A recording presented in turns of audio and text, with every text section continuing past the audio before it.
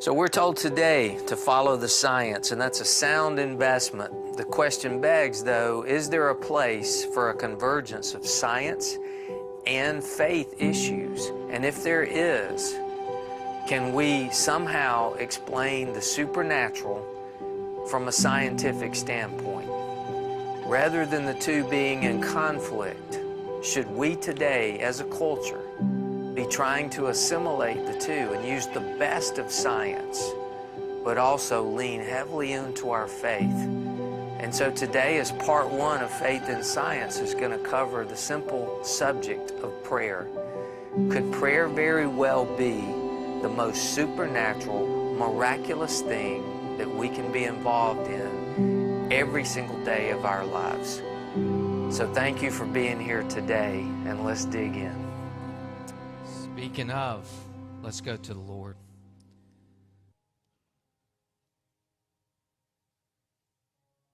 Holy, holy Father,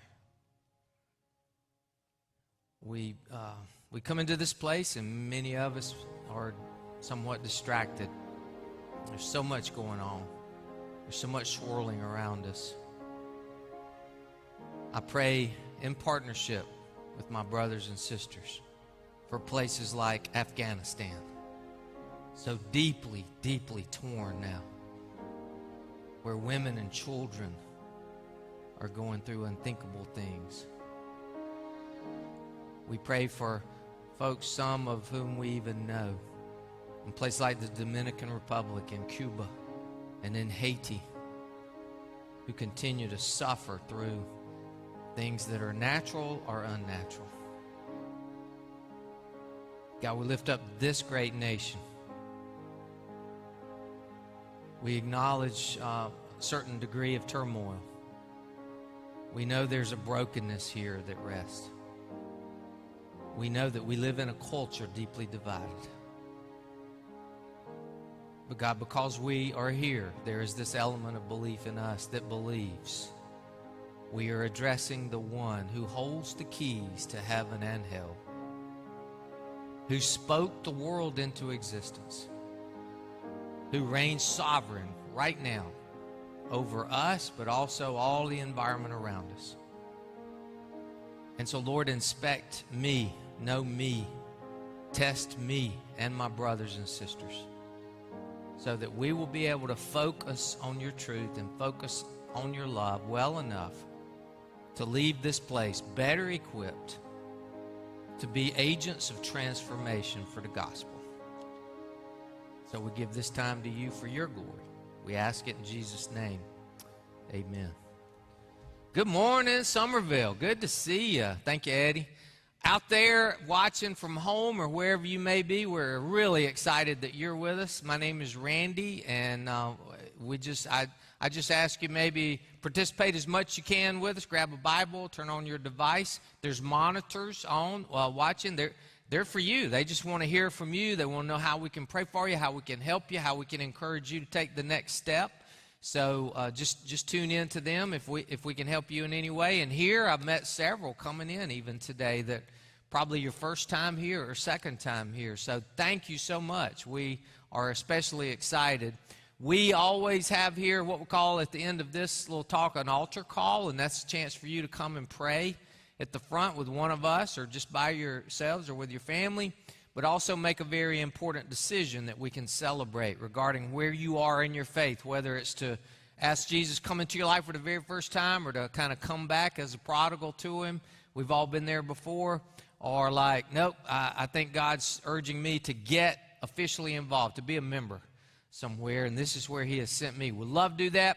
If this is not really where you're comfortable coming forward like that, we still have the tent out front there, and we'd love to, we can do the same type of process with you out there. So just a reminder there. We are in Philippians chapter 4, starting a series today on the convergence of faith and science.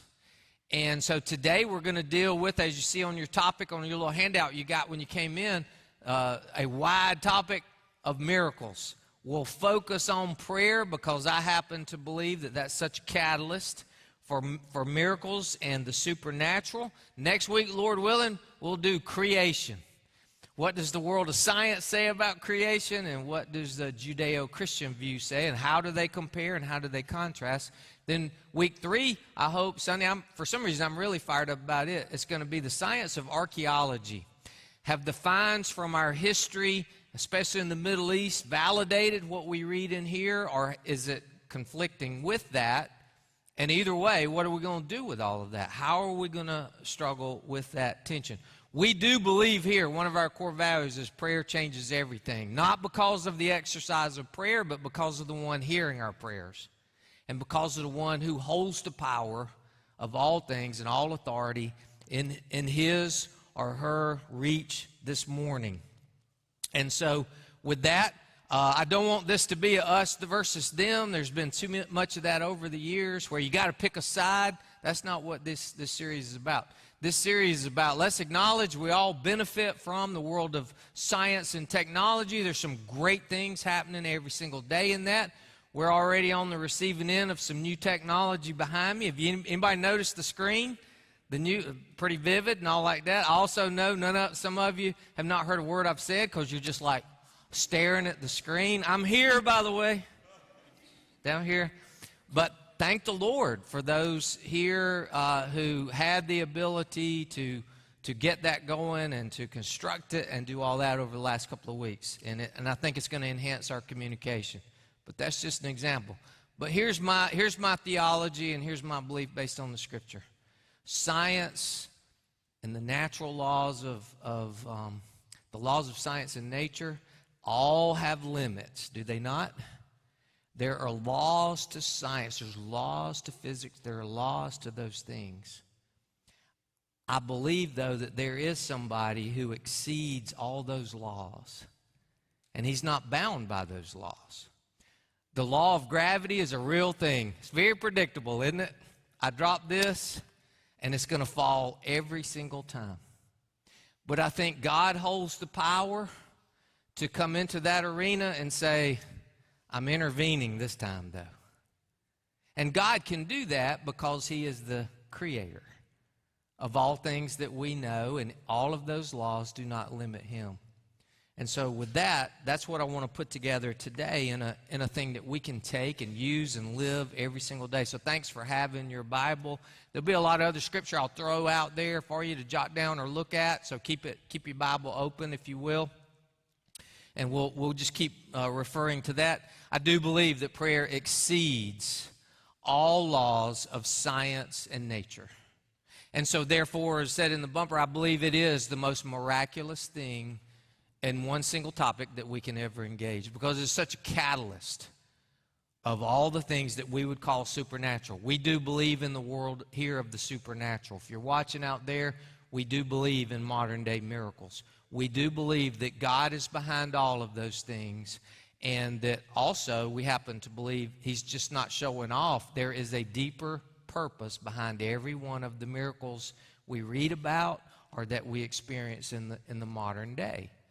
But he uses them for his purpose, whether we know that or not. The context of Philippians, a guy named Paul is writing it to a church in another place, another country.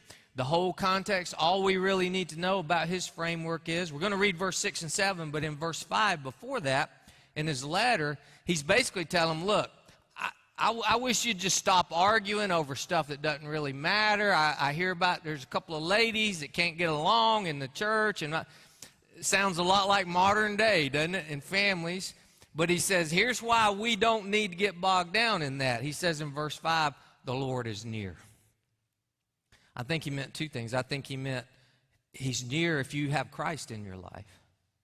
He's the Holy Spirit inside of us, and that's pretty near. But I think also his big picture idea was he actually, in other writings, I really believe he thought he was living in the last days.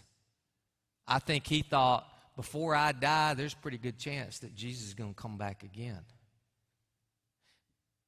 Now, I'm not a prophet, but there's nothing that I can find in here to say he could not come back today. I think he could bust through the heavens any moment he wants to, and he could take care of business in this old earth right now, and there's nothing stopping him. when Paul wrote this, that was an attitude of hope and joy. I hope that's the framework for you today, because there's a part of me that would really enjoy seeing that today. But only he knows that, right? We need to live like it could be today, but plan like it's going to be like 200 more years. And so that's where the Bible comes in handy. So let me be fair. You got on the screen, and thank you for being in groups, by the way. Quoting Job, where Job, in the middle of his biggest trouble, says, you can do all things, and you know, nothing of yours can be thwarted. He's talking to God, of course, there in the supernatural element. A lot of you have spent most of the summer in the book of Job in your small groups. Thank you for checking them out. I had a really encouraging phone conversation with one of our teachers just this week, and he said, you know what, almost every Sunday, some people are showing up for the first time saying, hey, we just want to check out your class. That is that's a healthy thing. And if you're not in one, we can help you get in one right out front there in the tent also. But in the sake of trying to be objective and trying to be not a us versus them conversation, let me let you in on a study that was done a few years ago, a survey called the STEP study. It was research into the effect of intercessory prayer in a therapeutic setting with hospital patients who were very ill. They went to great concern, it is listed, to be objective, to get a random sampling of either Catholics or Protestants who were doing the praying. They selected a large number of subjects to either be prayed or not prayed for. They had 3 different groups. And at the end of this thing, it was published later in a paper that called it a landmark gold medal study to end all studies of its day, because there's been other studies in the past. But the STEP survey's conclusion was, we found no effect of prayer on hospital patients. From one group to another, we see no difference. Maybe there's a slight decrease in health of the ones who were prayed for. And that sent a shockwave through a lot of communities, especially the scientific community. And a lot of more skeptical, cynical people use that and still do to this day. I need to deal with that, but I'm not going to deal with it right now. I'm going to do it in a few minutes. Because things like that are going to color our ability to have this conversation otherwise. So let's jump right in there. I'm going to talk about prayer as a supernatural relationship, because I believe it is. And so verses 6 and 7 of Philippians 4 is where we'll go with this. So I got 4 things to share real quickly with you, and then we'll wind it back. I'll give you some illustrations from either the science or the faith community to back it up, okay? The first statement is from verse 6, where he deals with anxiety. Prayer, one intent is to be the alternative to anxiety. Look at verse 6. Do not be anxious about anything. I'll stop right there. Well, that's pretty clear, isn't it? Don't be anxious. Well, what can I not be about anything? Now, Peter says the same thing in 1 Peter 5:7. He says, cast all your anxiety on him. Why? Because he cares for you. So if that's a premise connected specifically with prayer, that's something we need to deal with. And I know why. It will affect your reach to God and your reach to the intensity of prayer if you are really filled with anxiety. Because the end result of that is you can't pray with the type of faith that it requires to believe God at His word and at His promise. Because anxiety is a lot of things, and it's tied to stress. You can be stressed but not be anxious, but anxiety always at some point points toward a stress, either real or imagined, where you feel like you do not have control over situations. And if you do not have control over situations, it's hard for you to, as a Christ follower, to approach Jesus in a way in which you're not limited by that. Is this a real thing? Well, obviously it's a real thing. It's time and time again, even more this year than ever before, it is rated the #1 mental health issue in our country by a long shot. And last year made that number jump up again. And so I think we all can agree about that. So what do we do about this? We need to deal with it if it is a part of our life. Everybody has at least a little bit. Some of us can actually have our lifestyles disrupted by it. Prayer is seen as an amazing weapon against it. First thing I think we have to do is we have to acknowledge who we are and where we fall short. Not to pile more anxiety and guilt, but to acknowledge that I'm talking to the one who has power. I still cannot get over the fact some days that I have the ability 24/7 to march humbly into the very presence of God and talk to him. Can y'all believe that? Me and you, we all have that privilege to doing that. And so an acknowledgement of his authority and his person is what opens us up to leave some anxiety behind. Because if he's really all of that, oh my goodness, I'm going in the right direction. If I'm not mired up in who I am and I can shift my gaze long enough to say, let me focus for a while on who you are. I acknowledge who you are. I acknowledge the Creator. I acknowledge you supersede all the laws and limitations of science. You're greater than I am. You made me. You know what I need. God, just do that. There's great authority in that. And I think there's great healing in that. But there are many who say, well, the two can't go together. We either got to choose science or we got to choose. I hate to insult some of your intellectual. Sometimes my movie selections are not the most intelligent in the world, so I'm going to do that today. There's an old movie that's been out for several years called Nacho Libre. Some of you, if you're laughing, you know the movie. It's so corny, I thought it was pretty funny.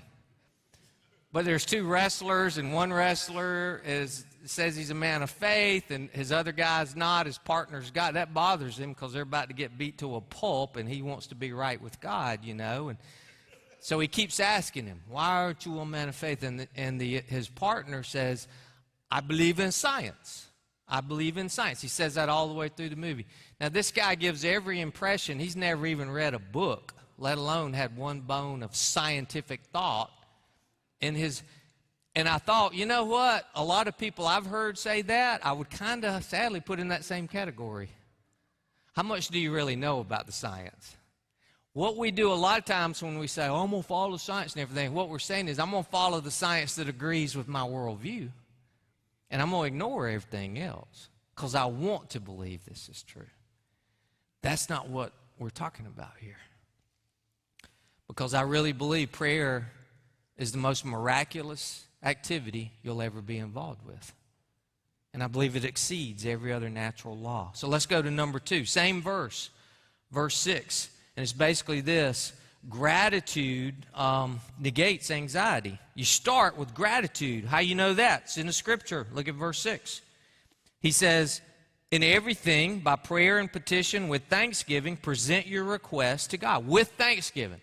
Don't get tripped up by the prayer, requests, petitions. Those are different words, but they all mean prayer. Some are specific, some are more general. But the context here that we need to talk about is the thanksgiving as we present our requests. We come to Him already with thankful hearts. Another scientific thing that you can't really argue with is study after study after study after study for years and years says that we are wired to be more negative. We're about 70% negative to 30% positive. And so there's a tension that happens every single day, no matter what. How do I turn this? Not in a pie in the sky, it'll all work out in the by and by. A realistic, balanced view that I can be positive about. That's what he's saying in this verse. Proverbs chapter 12, verse 25. An anxious heart weighs a man down, but a kind word cheers him up. Part of our job is to express gratitude sincerely because that leads to hope. And you know where hope's pointed, right?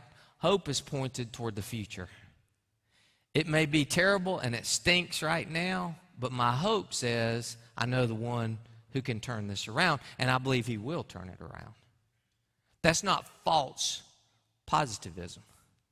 There are meta-studies out now available that are summaries of 250,000 subjects over 30 years, 300 different studies, unrelated. They all say the same thing.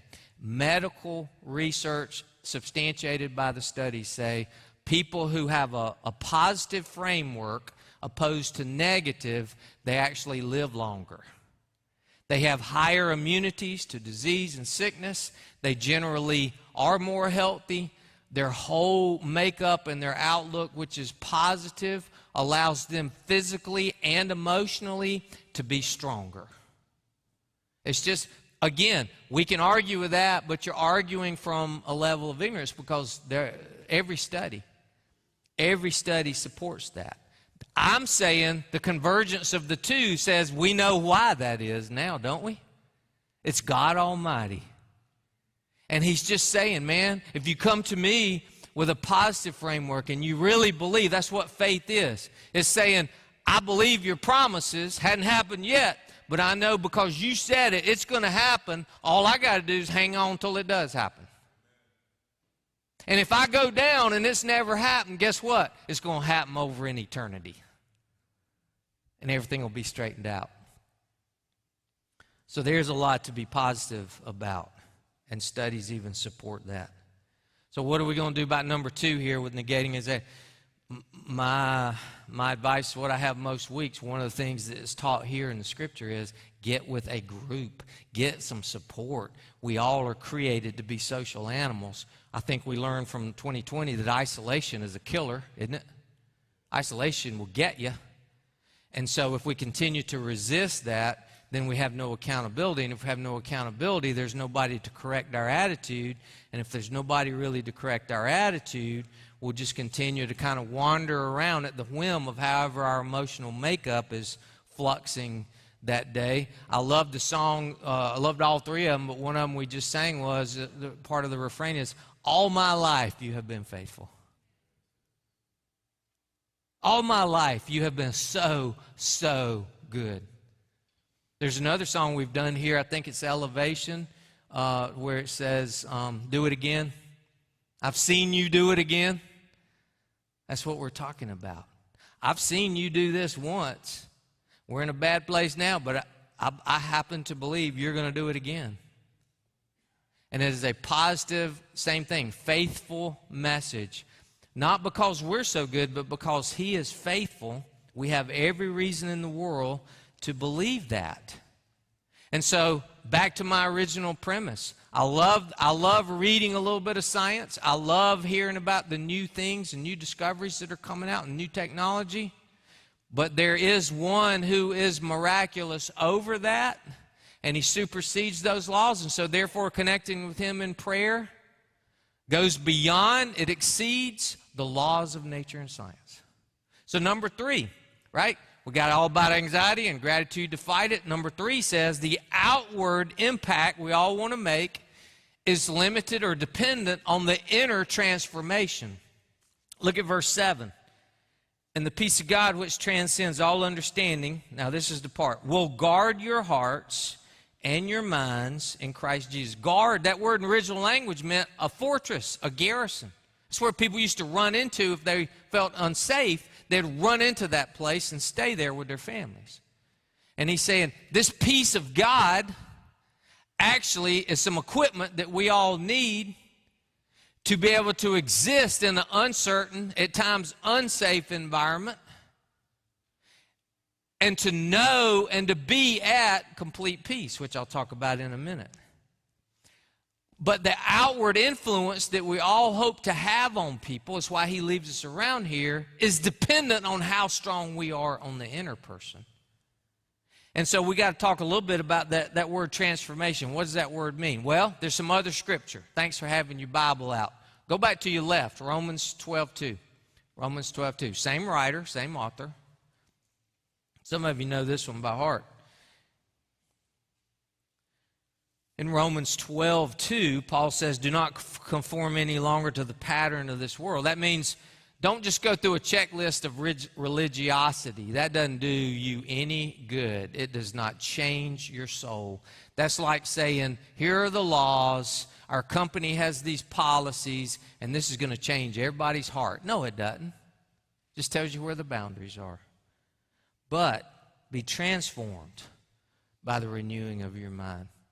That word transformed in the original language meant to take back to a condition better than you ever were originally. Did you hear that? Because we're all born in sin, the Bible says. And so we're all born stained up and busted up.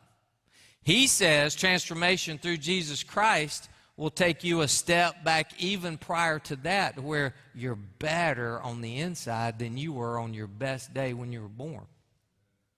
That's hard to fathom. That's what transformation says. Now go back to the right, back to Philippians. Philippians 3:21. Philippians 3:21, same writer, of course, Paul, says God will transform our lowly bodies so that they will be like his glorious body. God will transform. There's our word again. Like his glorious body. Well, that's not here yet, obviously, right? That's coming in eternity. We all going to get this great body that's glorious. I don't know what that means exactly. We're not sure, but that doesn't matter. That's for later. We are transformed to start here the process that we'll reap then. That word was not the same word. That word meant we get the word metamorphosis from it. That's where a worm becomes a butterfly. You studied about that in science early on, right? Like in middle school. How in the world? It looks like those are two different animals.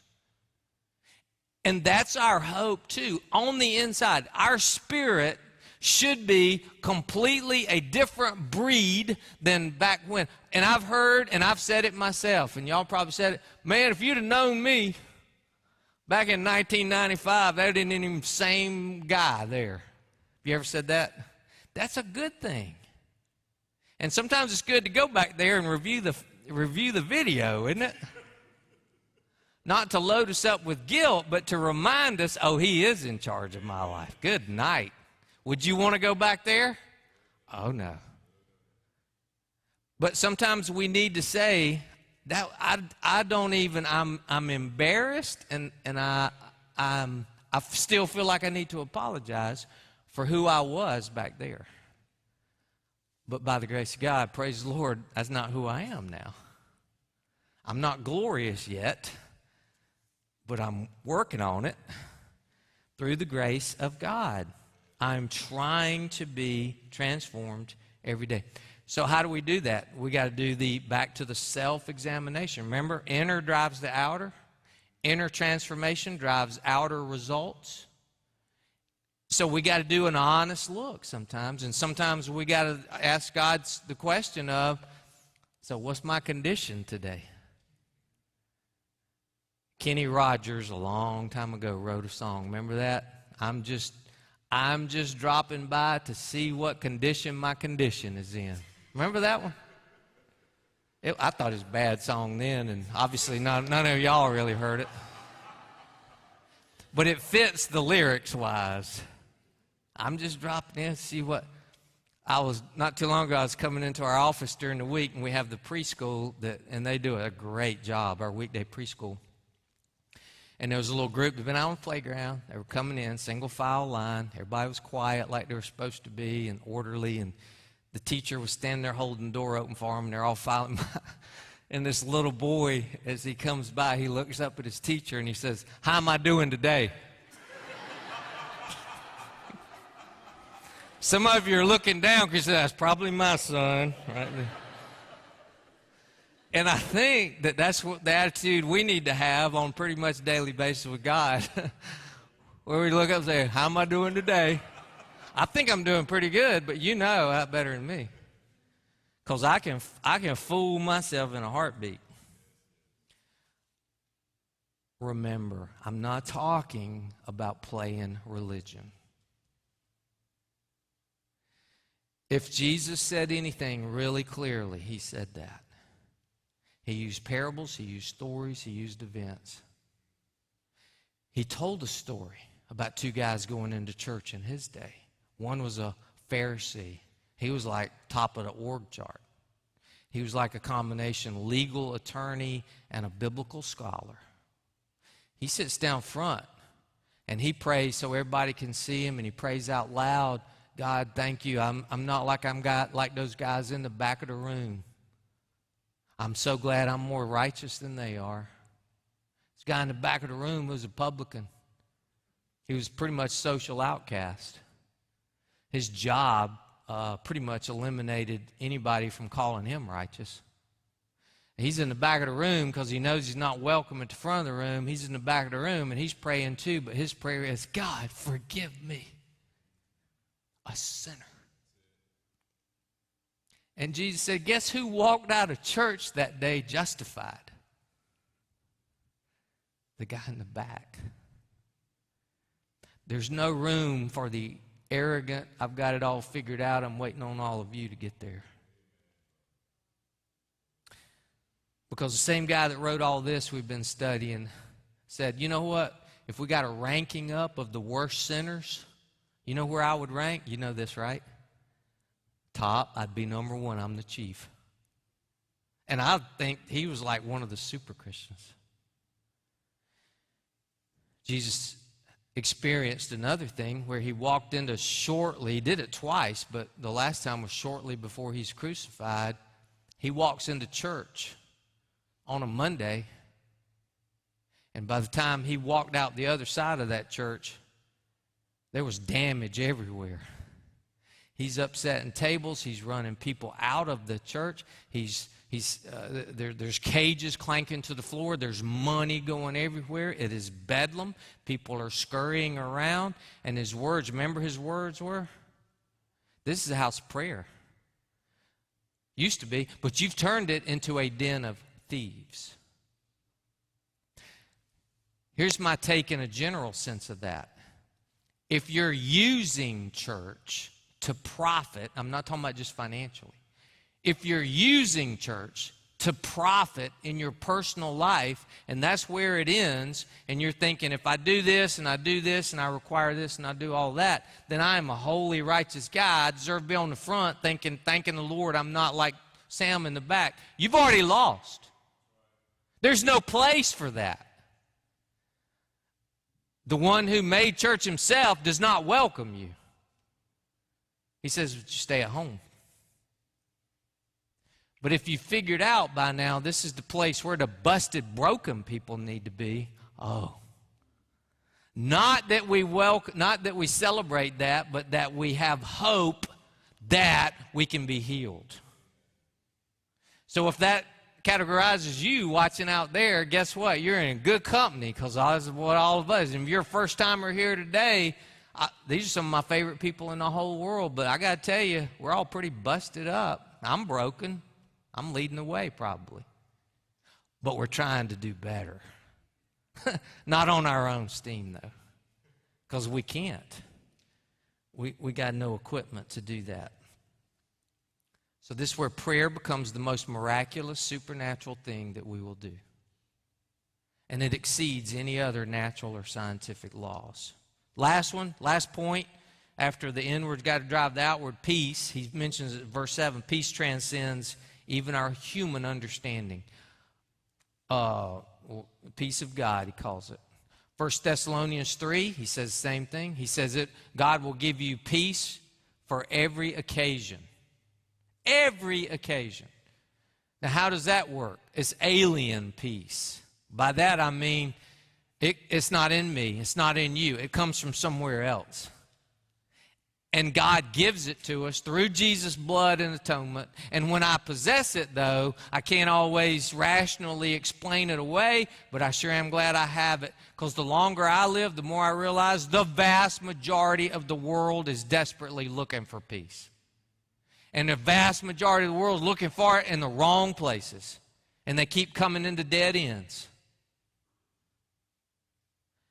And so this is a tranquility that it could be the worst day of your life. And for some reason, you've got some of you out here and a lot of you probably watching, and that's why you're not here, is you're having to protect yourself. are battling things like cancer and really tough physical ailments. And at the worst physical condition you've ever been in, you've never been more at peace. Now explain that to me. There is no scientific explanation for that. We use the science hopefully to get well, but we got to use God to exist in the middle of it. And ultimately the healing will come from Him too. Where's that tranquility come from? Salvation. Salvation means I have Jesus in my heart. I've taken that step. I've made that decision. There's a no doubter in me. I know who my Redeemer is, and I belong to Him. He recognizes me. He'll recognize me in the end, but right now, my main concern is He recognizes me when I pray, and when I pray, He's actually listening. If you're not there, I'd love to help you afterwards with that, or at the conclusion at 10. I'd love to hear, click on with your monitor and say, hey, I just got some questions about all that stuff. I'd like for you to pray for me. I'd like for you to get me some more. Please, let us know how we can help you more within that. Because what I want for everybody here and everybody out there is the peace of God in you, because the peace of God in you will lead to peace with God. You got to have that first though, right? Peace of God's got to come down alien-like and come into me and you so that we can feel and know we're at peace with God. Some of y'all could testify better than me because you've been through some terrible stuff. Thinking back on it though, maybe two of the most stressful, tough days of my entire life, thinking back on it now, I can honestly say were two of the most peaceful days of my life. Now that didn't come from me. That comes from somebody else. And here's even better. It's because He loves you. It's because He loves you. So last verse I want to read to you is back chapter 4, verse 9. It's great doxology. Whether you have learned it from me or seen it in me, put it into practice, and the God of peace will be with you. The God of peace will be with you. Let me go back to address the STEP survey. Remember? The science of saying prayer doesn't really matter. A few people dug in who were in that world, like PhDs in science, but also religious studies, like PhD Dr. Kathy Gunter Brown at Indiana University. And she's published a lot of papers on prayer too. And her view is she can find fault with it because she went back and researched was those Protestants who were praying were all part of one church group. And that church group was, let me make sure I get it right here, a church called the Unity School of Christianity. The Unity School of Christianity has locations all over the country. And if you are out there and you're a part of it, or if you know people, you have relatives that are a part of it, I'm not judging this church group. But if you look for yourself on their own doctrinal statements and their own tenets of faith, you'll find a mixture of Hinduism, of 120-year-old New Age thought, a little bit of Buddhism, a lot of polytheism, and some Christianity in there. The co-founders themselves said 100 years ago that we really don't need miracles because we're in the modern age, and it's how you think, it's how you live. They also are on record saying we don't really necessarily believe in intercessory prayer because who you are, your transcendent ability to relate to your God is what takes the place of prayer. So to say that this group is well representative and qualified to be intercessory prayers is bogus. In my opinion, that's a tremendous reach just to say they are legitimately understanding of what a Christ follower really is. They do not represent me. And so I cannot put any confidence whatsoever in the STEP study.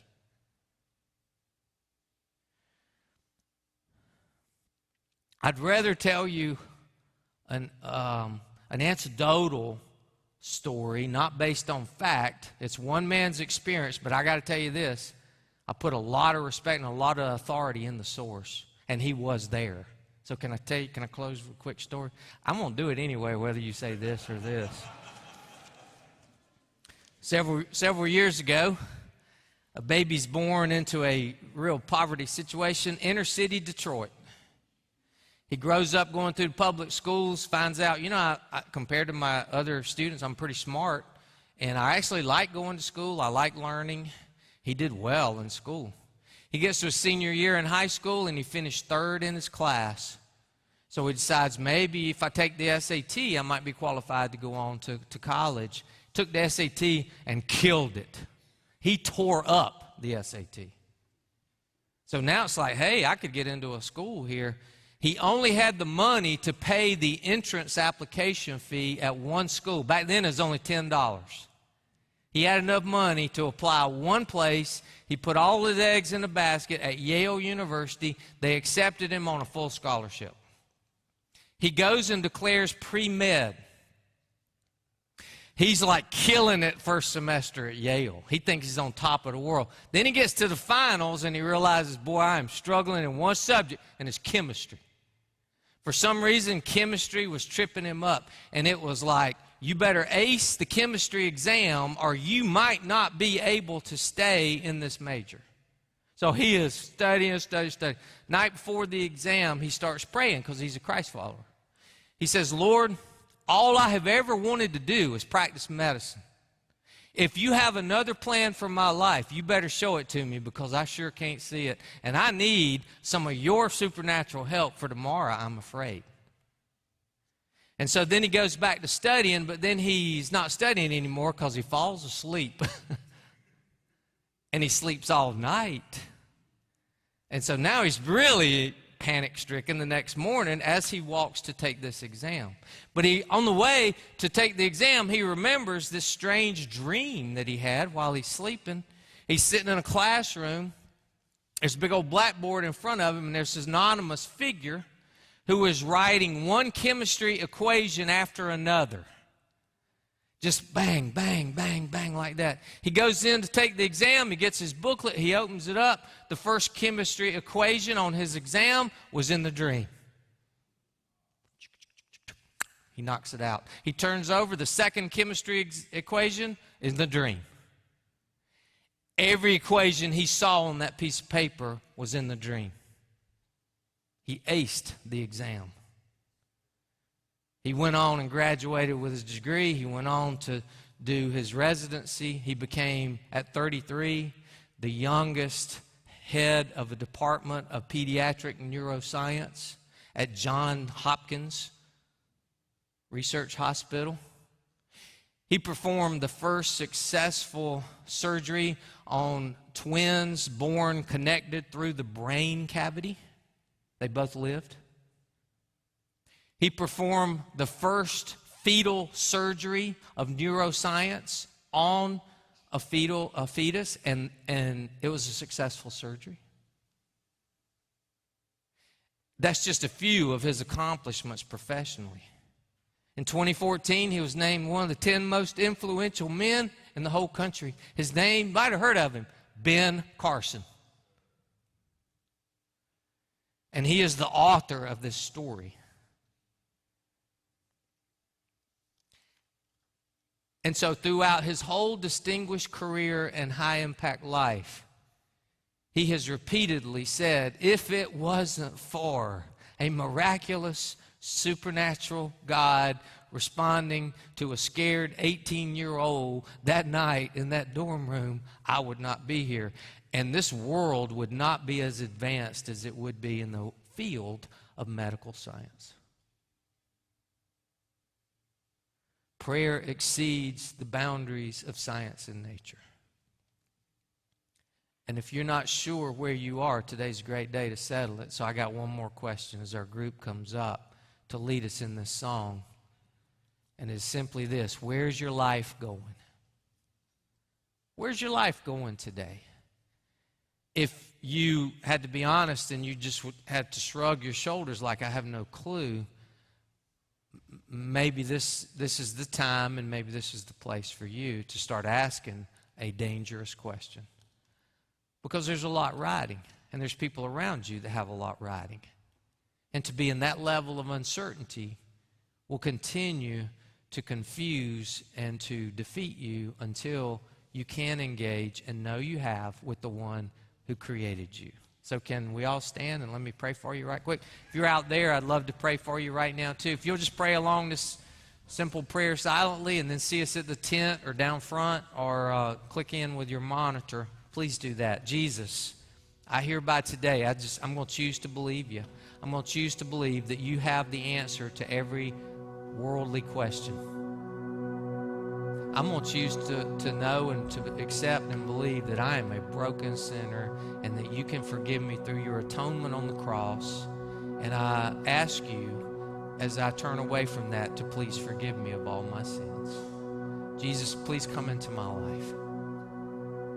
Today is the day I'm going to start living for you and not for me. And today is the day I'm going to accept your salvation by faith.